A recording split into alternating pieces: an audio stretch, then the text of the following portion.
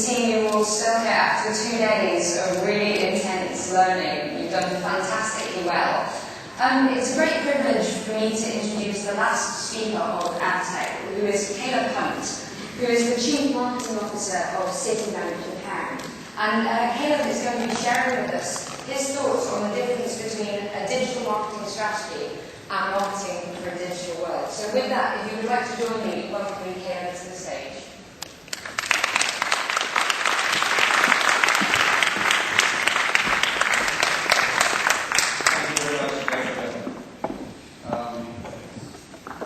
My apologies to the majority of the audience. I am going to do this in English.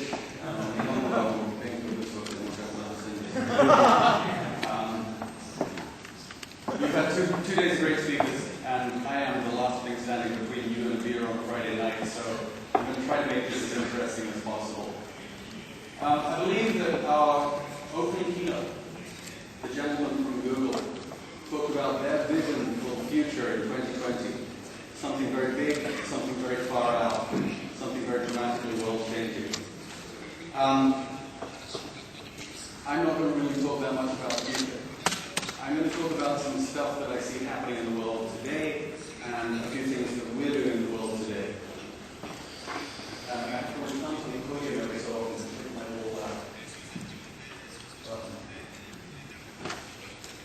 So, my name is Caleb Hunt. I'm the Chief Marketing Officer of Citibank Japan. Citibank Japan has a retail banking operation, an investment banking operation, a corporate banking operation, and a number of credit cards companies that affect in this market. Basically, as a globally distributed financial services organization, what we do is we try to create financial success for our customers and clients around the world. We're a very large company. I think we have to just do the establishing stuff at the beginning of the presentation. We're in 140 countries. In 100 of those countries, we're not just there with a representative office. We're there with a full operational platform. We have $12 trillion worth of assets under custody. This is enormous.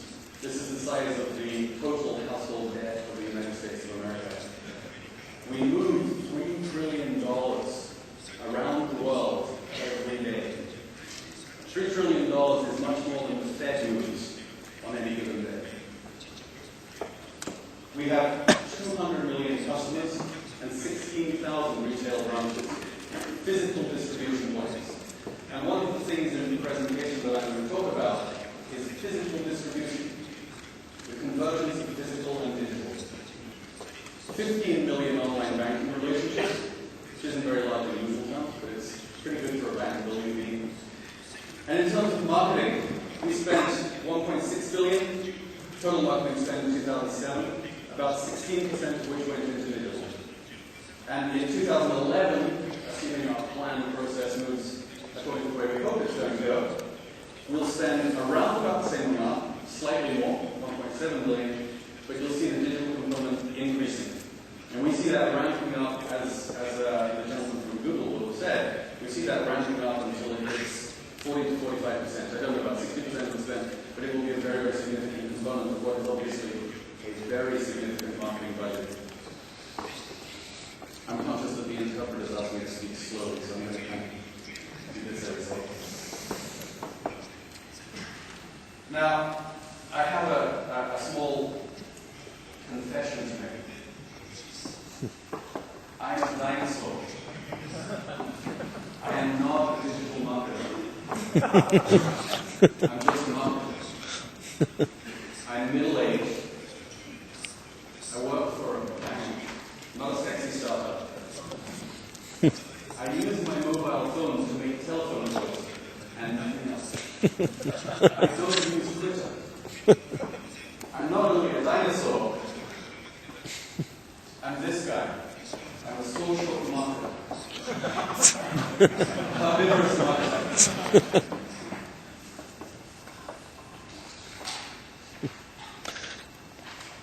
So today, as a carnivorous marketer, I don't have anything to sell to you.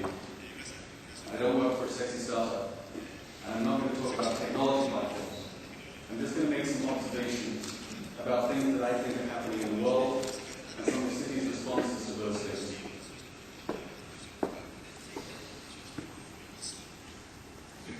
I'm going to begin by telling the kind of story that you expect to hear at a digital marketing conference. It's a story about the big guys and the little guys and how the big guys don't get it. We spend tens of millions of dollars every year on buying media on and offline in Japan. And in 2007, a few years ago, I asked our media agency to start reviewing the way they gave us metrics on effectiveness. I wanted a different share of voice and share of spend metrics. And at that time, this very major Japanese agency was only able to provide us with the data on what they called the Yondai media. Maybe some of the audience are familiar with the term Yondai media, the big four media. Now, what do you think the big four media in 2007 were, according to this agency? They were TV, newspaper, radio, and magazine. And this was 2007, when quite clearly the internet had surpassed magazines and radio. And where OOH was nowhere in the picture, but it's also obviously an enormous source of ad spend. So, we developed our own methodologies. We actually hired a security company to drive around the major cities of Japan, looking for billboards and giving us a competitive share of voice on OOH. We do now track web. We were able to track SEM. And of course, we're able to begin looking at, and I think people working on methodologies, begin looking at social media volume and sentiment metrics. But when I asked our media team just before this presentation if that agency was still talking about buying on media, the answer was yes. Right? So there are some people who are still not getting it. And I guess that's the kind of story that you expect to hear from somebody like me at a conference like this. But the real reason I chose the story was because I just wanted an excuse to talk about battles between old and new and show a picture of a fight between a shark and a giant octopus.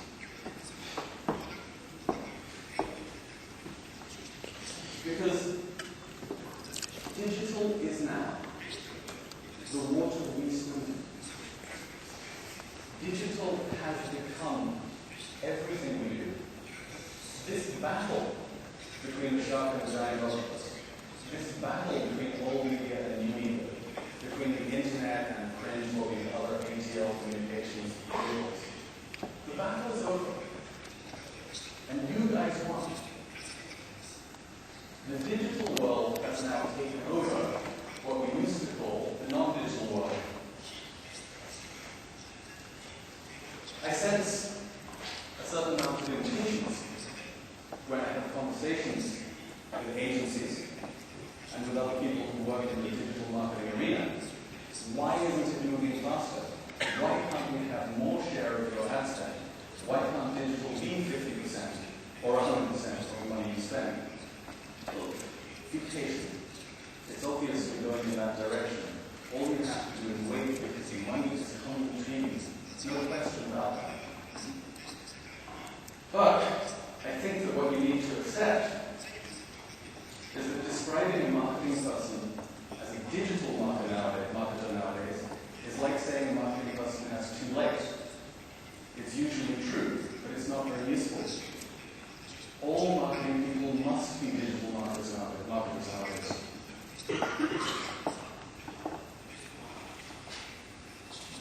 And that's why I believe that at the broadest level, in the title of the presentation, you can't really talk about digital marketing strategy. For sure, you can talk about digital marketing tactics. And in the team that I run, we have a digital marketing unit whose job is digital marketing tactics. But my creative team, and my media team, and my activation team, and my brand team, they're all digital. And the digital guys have to think outside the digital channel as well. When we're talking about marketing strategy as opposed to tactics, because strategy is about connecting everything together, everything is now digital. Nothing we marketers do, and nothing that our audiences do, is not impacted by digital technologies now. I'm trying to keep this conversation and the slides in order. I'm going to read this one. So there's a company called Spencer Stewart. They're a big recruiting agency. And they released an interesting report called Talent 3.0.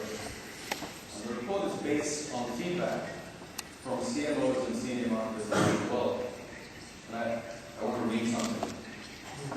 Traditional from-the-center brand building and communication approaches are losing their effectiveness, with dramatic implications for the way markets are reached and nurtured. The skill sets required for marketers of the future are undergoing significant evolution as a result. The model of the future will require brands to engage consumers with useful information and entertainment when and where consumers want.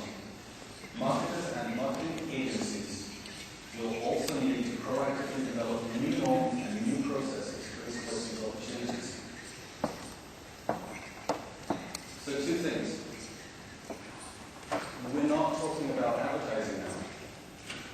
Those things that are being, I think we all agree with those comments. Those things that are being described there fundamentally to me do not boil down to communications or marketing communications.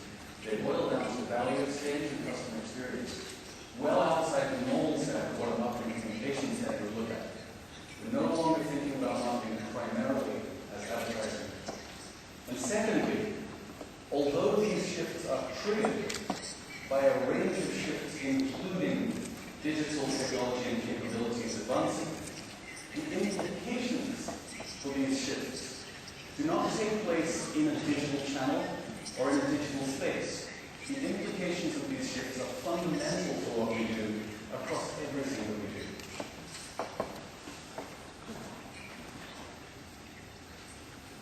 But the problem, I guess, is that digital marketers, stereotypically, and I apologize, have never got out of the habit.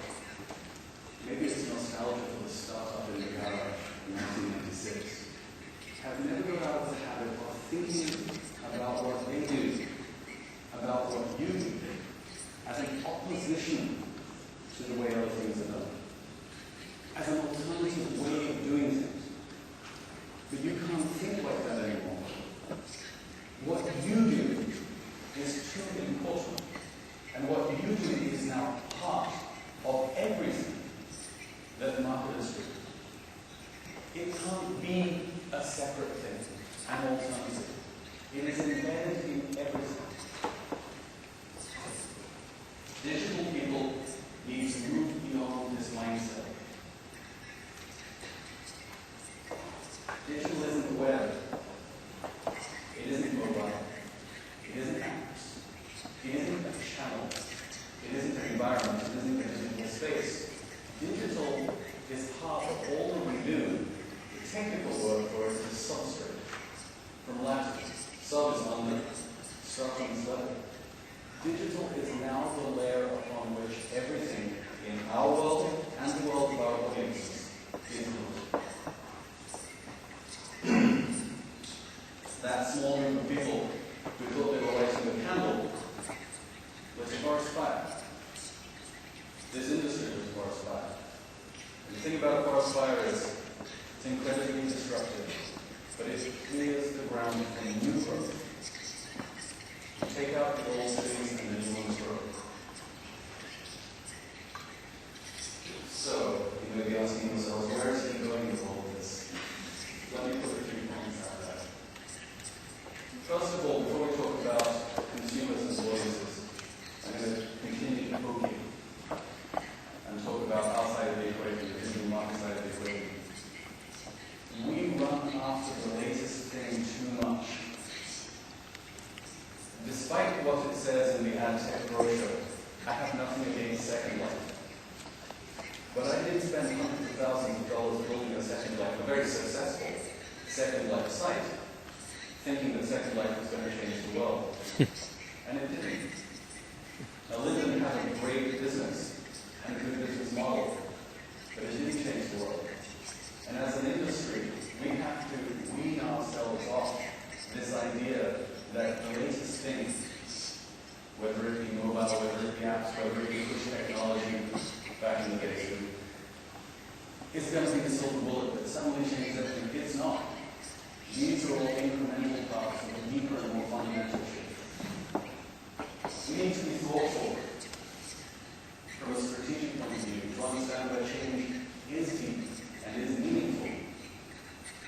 And where what we're seeing is interesting and exciting, but is really hype and isn't lasting. So, I thought about writing a presentation with no charts in it. Couldn't do it, sorry. I just want to box the universe for you. I want to define the universe and talk about the universe. These numbers are the numbers of people in a survey of the general adult population that was done around the world by a research company called TNS. This report hasn't been released yet. I think Mark Wellens is in the audience. If he is, thank you, Mark. The numbers represent the number of people who access, who consume these media types on a daily basis. In other words, within the sample, general population around the world, 61% of the sample use online at least once a day.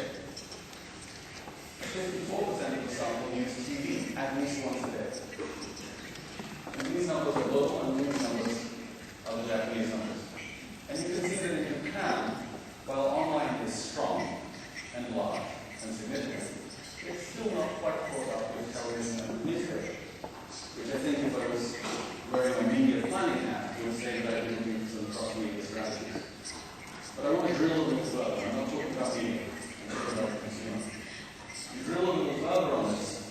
When that population, that 54% of people in the sample who are going online every day in Japan and go online, what are they doing? Well, they're obviously using email. Alright? 74% of them use email every day. And these other two, news and basically personal interest in news, weather, culture, blogs, personal interests and hobbies, those things are areas where the Japanese consumer, the Japanese online user, is very similar to the global online user.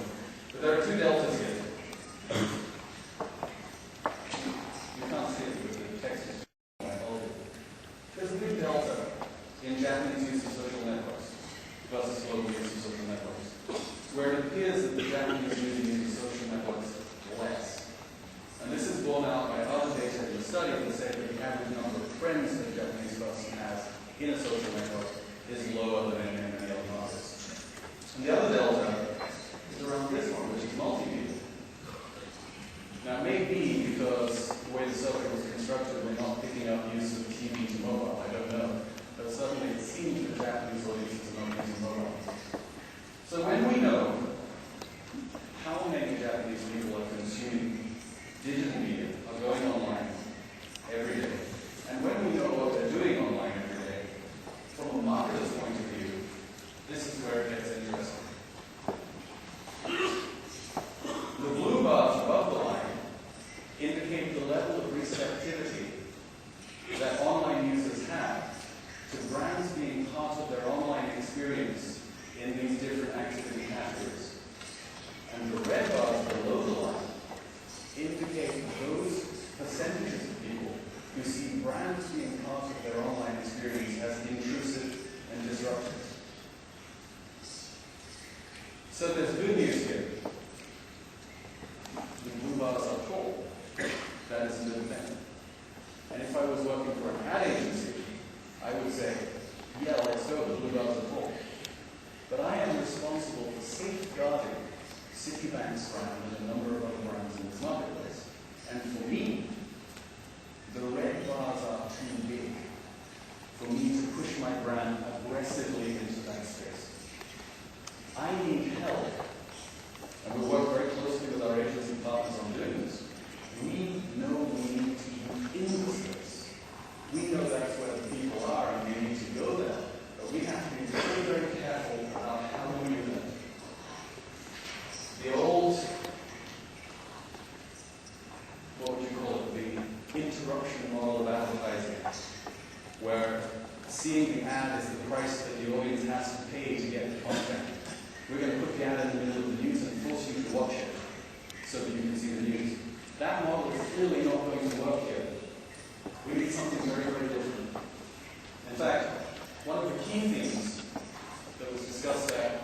cities, we have a global digital council, which I'm part of.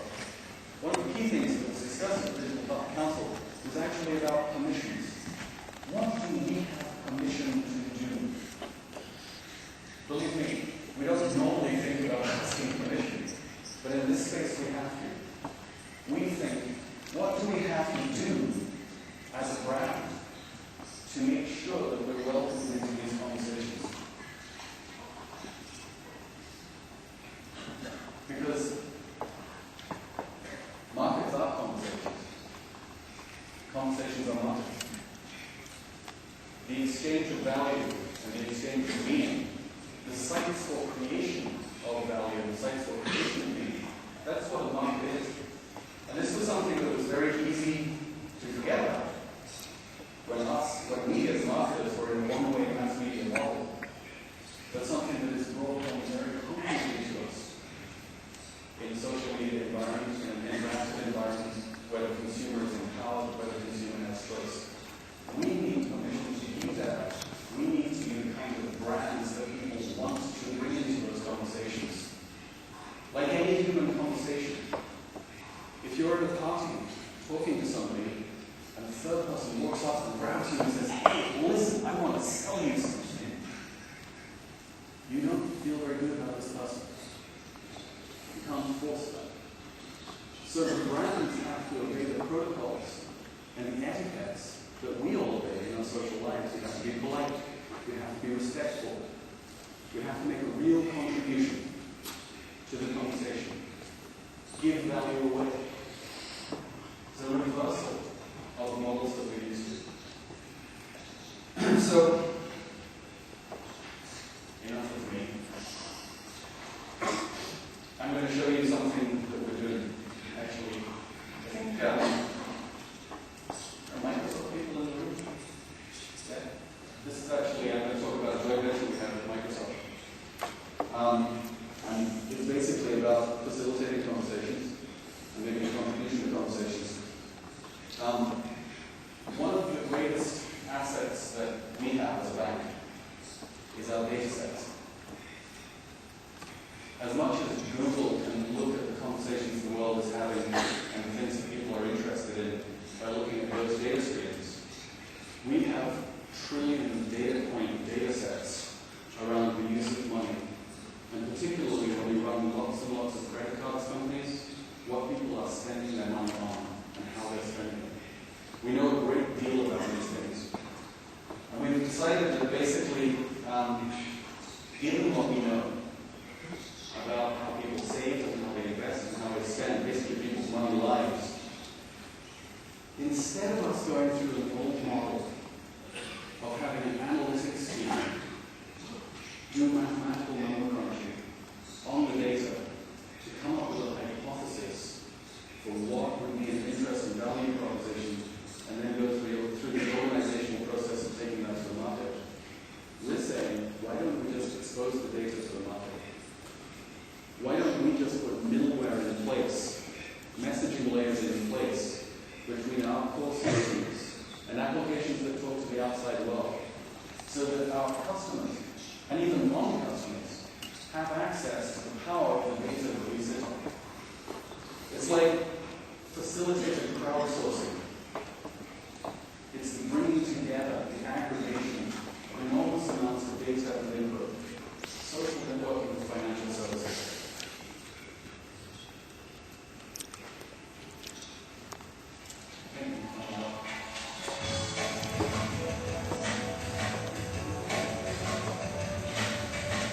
Bundle is like the Facebook of financial connections. People go onto Facebook to update each other about their lives, and people go onto Bundle to talk about their lives as well, but financially.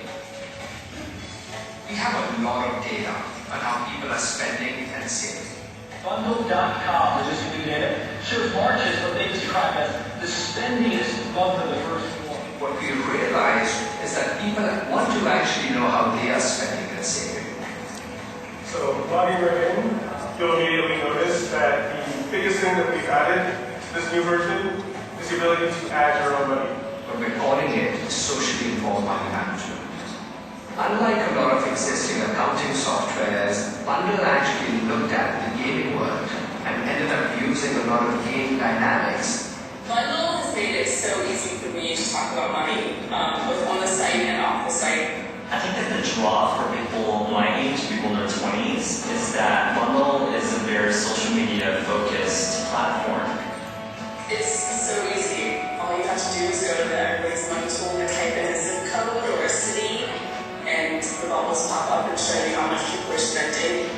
One of the things that Public Institute told us is that they're really excited about tracking their money as it relates to their goals. I currently live in Portland, Oregon, and I am planning to move to New York City, and I use Bundle to help me figure out how to move. Since our launch, Bundle.com has been visited by over 1 million people.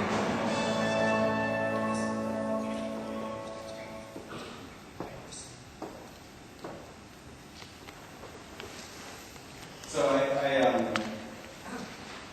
that's not my project. I was involved in some of the early stage strategy on it, but it was a different team who put it together. I think it indicates an entirely different way of thinking from a bank's perspective about what it is that we do and the value that we create for our users. The database behind it is 20 million households. The power behind it, of those 20 million households data aggregated and made available to the user, is extraordinary. Bundle.com, bundle.com, it's in beta. You can go and look at it. Please do.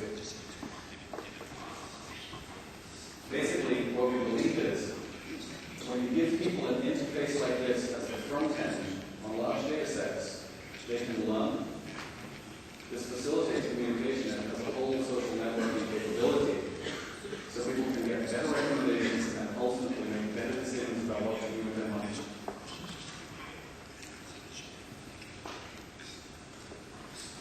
So what we see is millions of behavioral trends and spending trends on a micro level, and then hundreds of thousands of these trends taking place on a higher level right across the U.S. And at present, this is only in the U.S. And the system, the interface, enables people to drill deeper and deeper in. I'm in my early 40s. Here's my income. Here's where I live. Tell me what other people like me are doing. And every time we add a parameter, that search and that focus gets tighter and tighter and becomes more and more useful to the people who have it. There are budgeting tools on here as well. So the whole thing really empowers and drives what I mentioned with brand purpose earlier on, the financial success of the users of the site. Now here's the thing. It's complicated. That's a map from Bundle of restaurant relationships in New York City based on spending patterns. Personally, I put it up there because I think it's interesting and it's cool. I don't know what restaurants would do with it to monetize, and I don't know what consumers would do with it to monetize. And as we bring this logic to Japan, because we're launching this in Japan, there's a dialogue between me as a marketing person thinking about the customer, and for example, our product people, who say, yes, Taylor, but how do you monetize that? To which my answer, in a non-flippant way, is, I don't know yet. I don't know what the revenue model for this is. At the present time, Bundle doesn't cost us money. It's advertising support, it's revenue engagement. But what I do know is that if we as a company and other large companies like us, other large brands and clients of your services, only move into the revenue spaces that have a clear monetization model, we will ultimately not be exploring and not be growing our business. There's an opportunity cost to not taking the risk of trying these new things. Banks are not used to thinking in this way, but there's one way to look at it that even a banker understands. There's an old saying about bankers, there are two kinds. There are relationship bankers, and there are transactional bankers. Transactional banker is basically a trader. Doesn't care to whom they buy or sell. A relationship builder, a relationship banker builds a relationship. What we're now trying to do, empowered by this digital capability, is to increase the proportion of our revenues and the size of our business that we are pulling from relationships rather than transactions. We are building the value in the relationship, not in the product, not in the transaction. Because relationships in themselves are a source of value. What's your name? Kyohei. Kyohei. If Kyohei has a glass of wine, and I have a glass of wine, we both have a glass of wine each. If I buy Kyohei a glass of wine, and Kyohei buys me a glass of wine, we both have a glass of wine each. But something magic has happened. We also have a relationship. You can't measure it.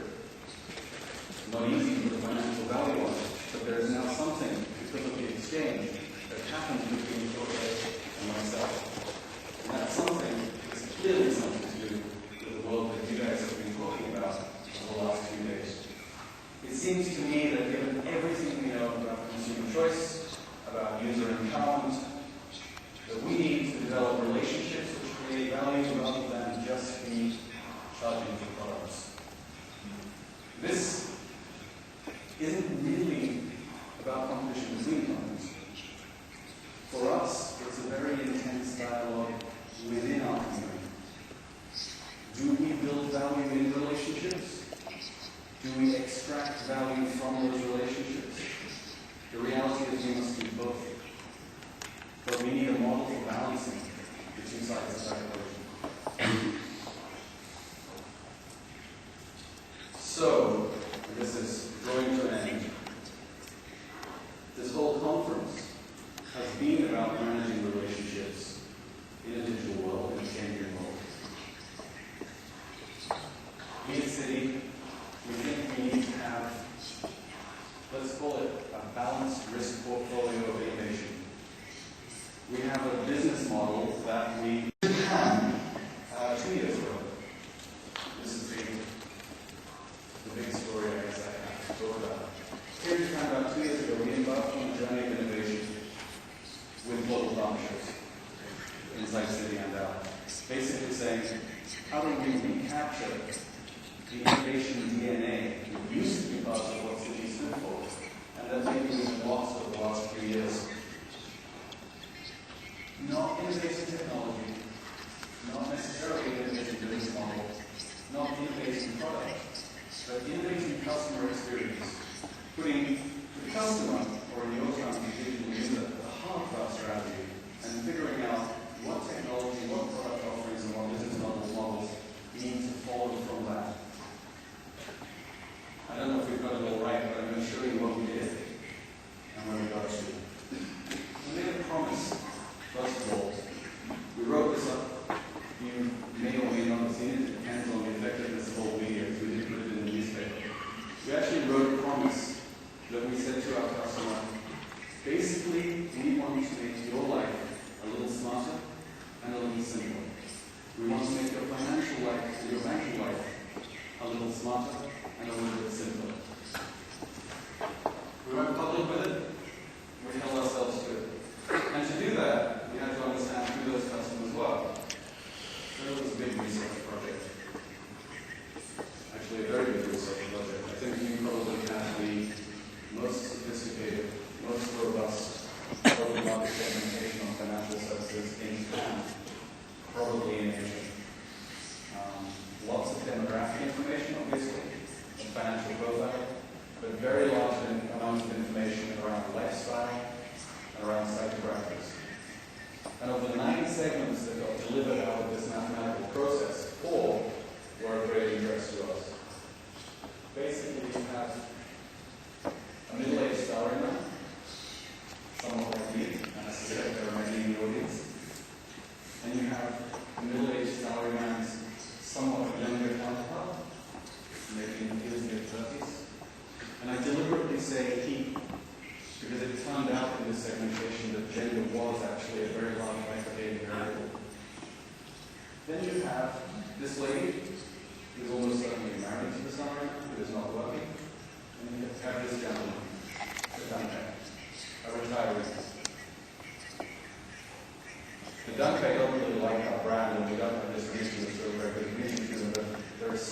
money tied up in Japanese retirees, we figured we had to go after those target segments. Once we identified the segments we wanted to talk to, we built a strategy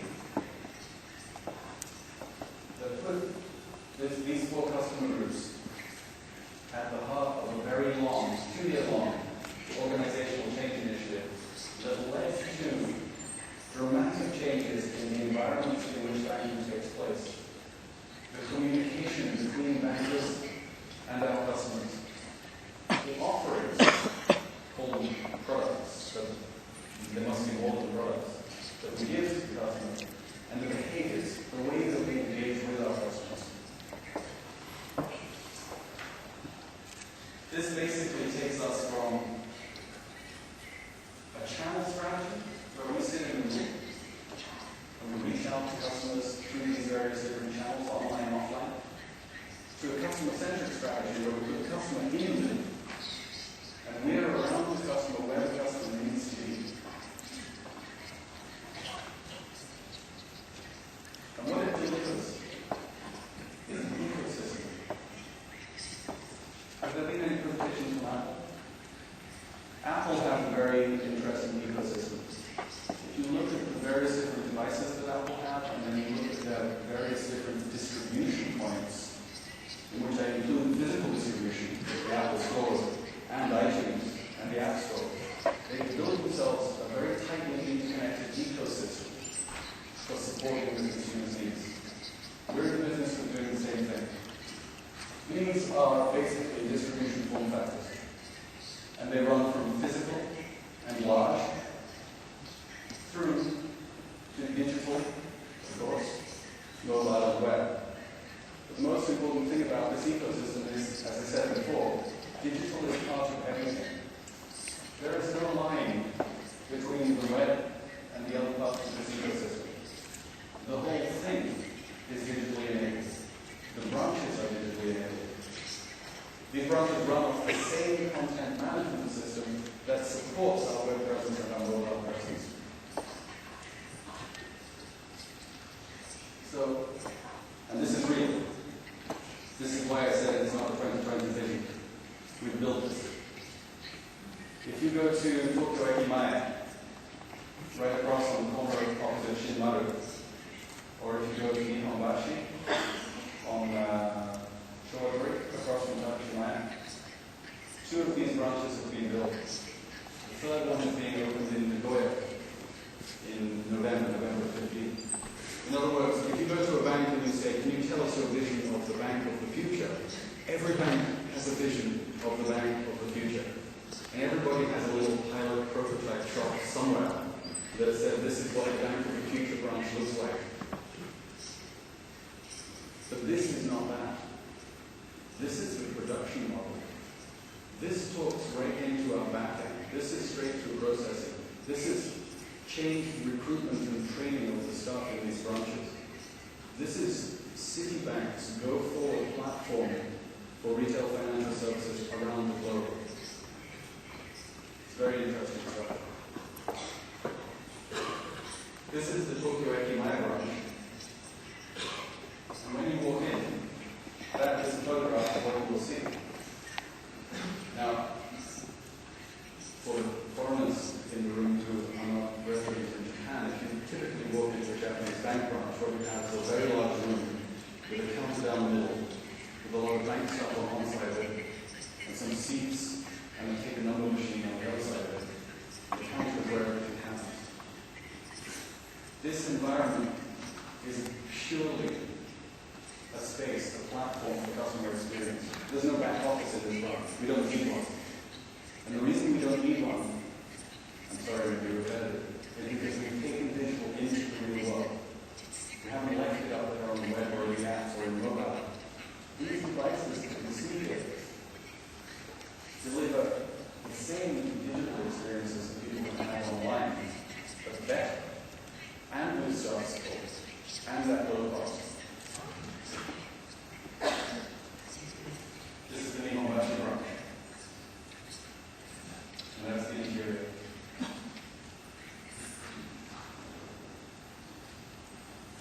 And finally, for our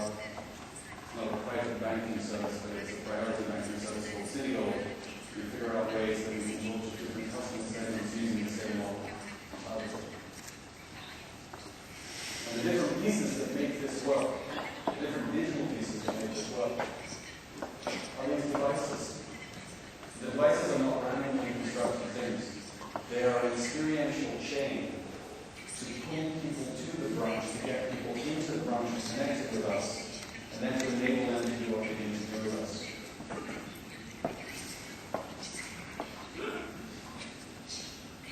This device,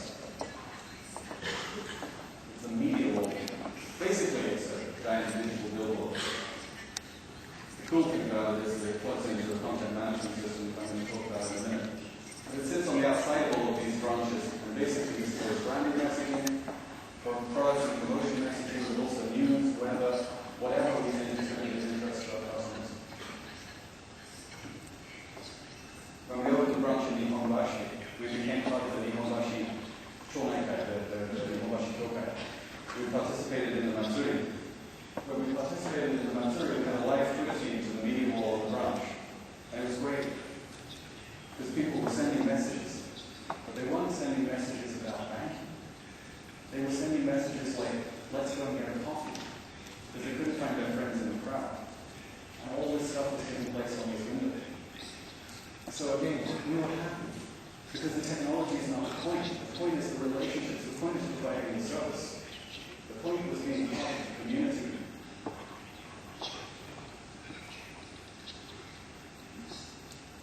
These branches are paperless. Actually, 95% of the case, to be honest with you. 95% paperless. Can you imagine a paperless bank? Remember those marketing budget numbers I showed you? 1.6, 1.7 billion dollars a year. About 35 to 40% of that goes into collateral. Think how much we can do with that money as we free it up. All of the content that needed to go into brochures and posters sits in this device. And rather than brochures and posters that talk about product, the information architecture on this device lets the user navigate either by product, or by lifestyle, or by need and solution. This is an interactive marketing wall. It's like the other one, but it's a gigantic touch screen. You can go in, you can dig deep into the content. And then this is the engine that makes the whole thing work. We call it the workbench. This plugs right into our back end. And it's a banking box. It's about this big. You see a piece of furniture here. The real thing is about this big. You give me this, you give me connectivity, I give you a bank anywhere in the world with full service. You can move money, you can buy foreign exchange, you can open a bank account. And all of these devices are on the content management system that enables us either within 45 minutes of my boss calling me with a crazy idea saying, I want to message you everywhere. Within 45 minutes, us having that everywhere. In all our branches. Can you imagine printing a poster and taking it out to the branches and deliver? Either that, or much more interestingly, we can pinpoint the content that we deliver to the device by time of day. I can put a media wall and a super ATM in a railway station, and when it's the consumer rush, when it's the commuter rush going to work, I'm sending them news, weather updates. These guys are not interested in financial services. They just want to see the news. I've got a sales browser in Nihonbashi at 3 o'clock on a Saturday afternoon. It's credit cards offers, local merchant offers, 10% off coupons. We can now deliver these things in pinpoint charging. And this is probably the ugliest slide in the deck, but basically, we see this content management system becoming the backbone for how Citibank will do marketing. These branches are how we're going to do distribution. This content management system is going to be how we do marketing. Because if I can deploy a file to the web, a file to mobile, a file to these ubiquity devices that are in all of our branches, I can export a file to a print publisher. The whole workflow driven off one basis. So, this is the media wall. We're actually building the Nagoya branch right now. The guys are doing signs on the walls, and there's a lot of work going on Two of my team went down yesterday and took some photographs. This is a photograph of the media wall in the Nagoya branch. We're rolling it out. We're opening one in Nagoya. We're going to move our Higashi branch around the corner to where Barney's is on the way down to the shop. We're going to open a new one of these there. We're being very aggressive in rolling this stuff out because it's working for us. Because as a platform for new relationship acquisition, the hurdles to entry are very, very low. People like these branches. These branches perform better than any other branches in our network in terms of new customer acquisition. And as a market, something close to my heart is when you survey the population of people who walk into these branches, the delta on brand perceptions, the delta on perceptions of positive and negative attributes is huge when compared to benchmark branches. 82% of the people who walk into these branches think of Citibank as an innovative brand and an innovative company, against 52% of the people who walk into a normal branch. And these benchmark branches were not chosen to have the data, they were the best branches in our network. 52 versus 32% of people feeling positively about Citibank as a brand. 58 versus 35% of people saying, I had fun, I had a pleasant experience in the bank. When was the last time you had fun in the bank?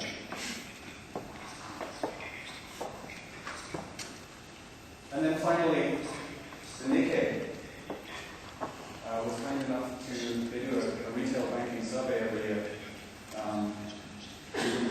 We were 57th best retail bank in Japan last year. And we were number one this year. I don't quite know how to translate Rikeiru Ryoku into English, but anyway, we have the number one Rikeiru Ryoku in Japanese banking. And we're very grateful to the Nikkei for that. And with that, thank you to Susan and to the Adtech team for giving me the chance to talk to you. Thank you to Satya Salam, to TNS and to Spencer Stewart for all his support and assistance. And thank you to all of you for giving me your time and attention.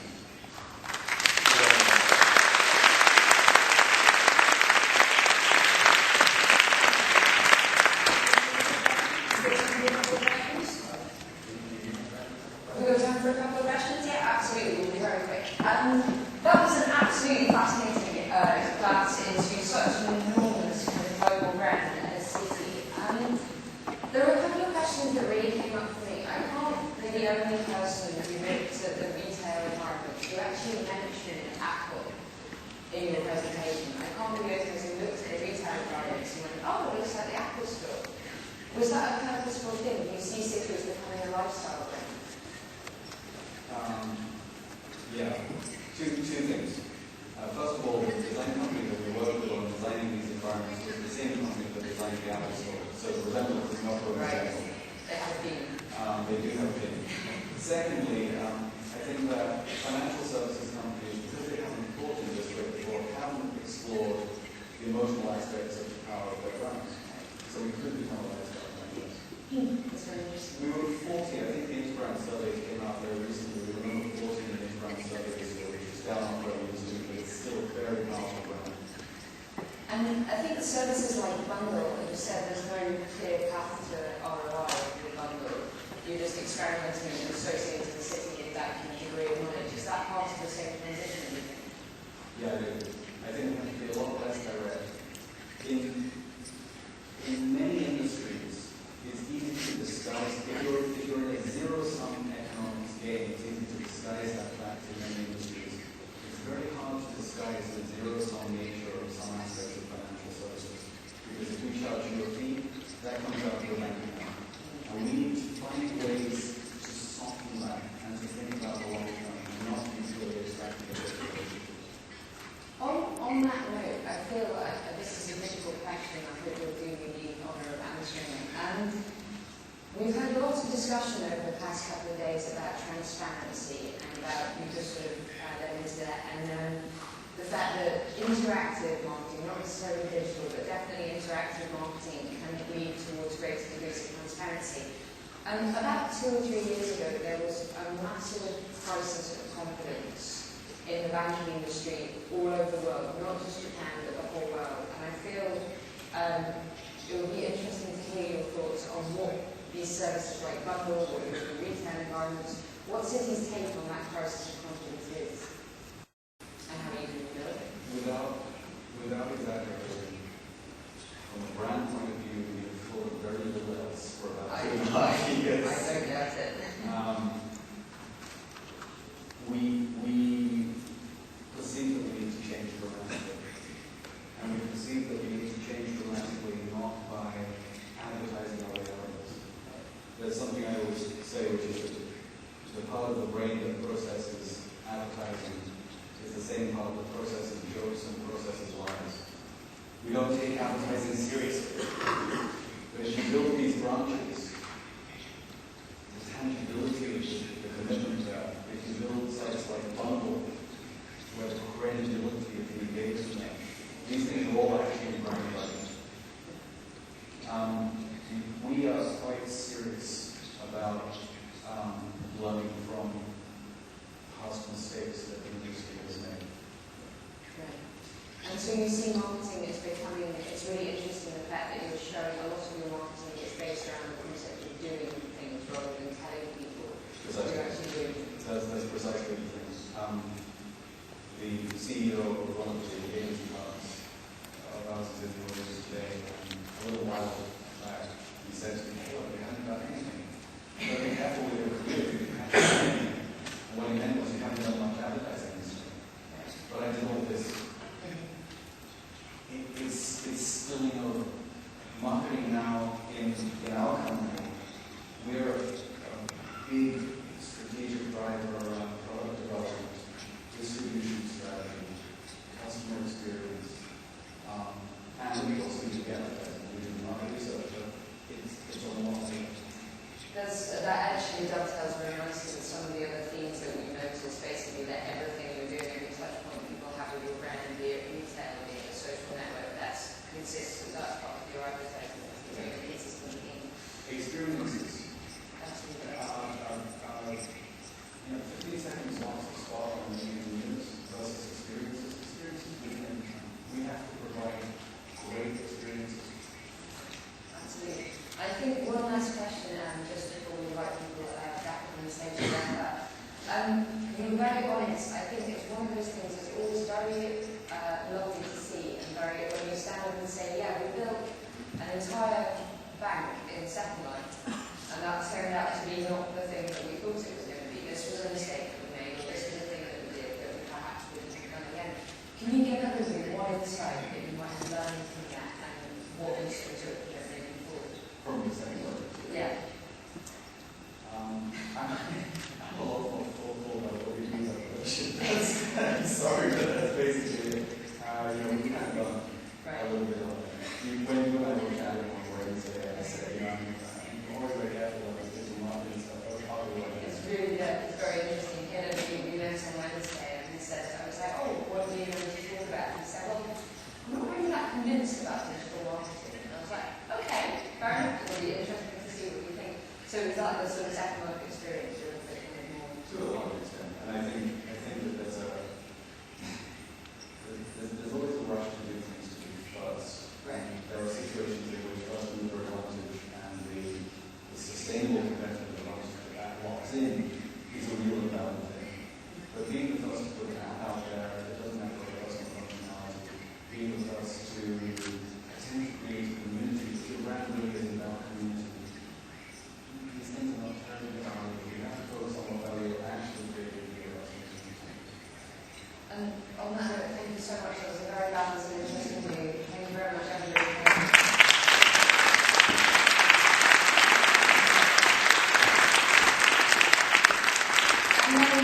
Just to wrap up very quickly, I would like to invite Susan from DMG and Marcus, your host for the event, back up onto stage.